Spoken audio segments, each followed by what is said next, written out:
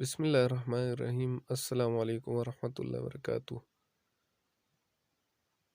دوستانو، په دې ویډیو کې موږ د هغې زده کوونکو دپاره کوم چې غواړي چې په پښتو ژبه باندې انګلیسي زده کړي، د هغوی دپاره موږ هغه جملې راوړو د کومو استعمال چې په روزمره زندګۍ کې کیږي او څنګه باید وکړی شي چې یو کس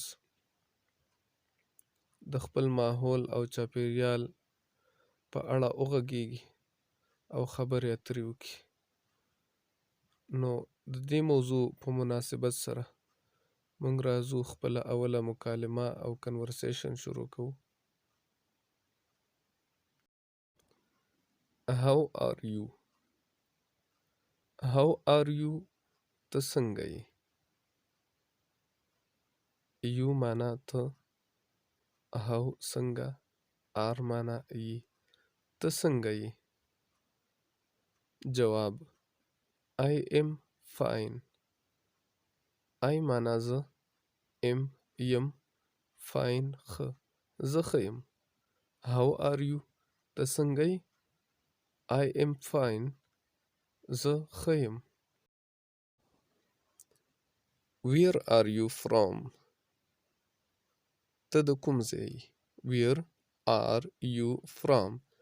ته د کوم ځای یې؟ I am from Peshawar. زه د پېښور یم. I am from Peshawar. زه د پېښور یم. What do you do؟ ته څه کار کوې؟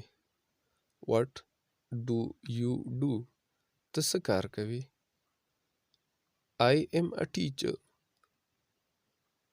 زه استاد یم. I am a teacher. زه استاد یم.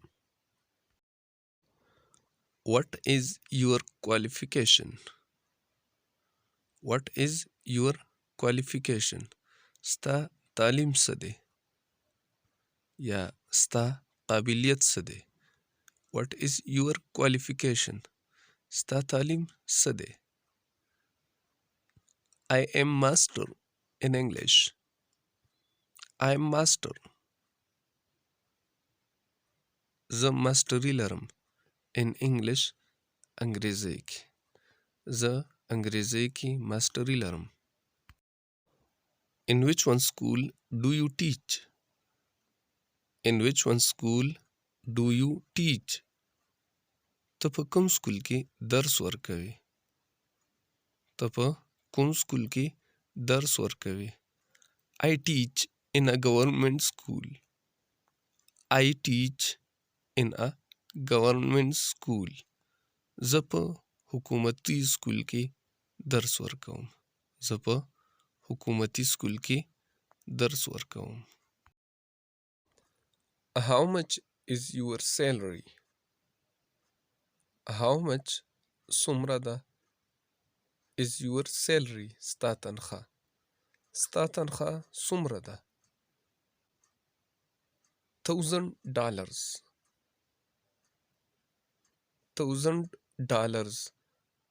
$1000. Okay, thank you. Nice to meet you. Okay, سمه ده. Thank you. مننه. Nice to meet you. ښه شوه چې ته مې ولیدې. Nice to meet you too.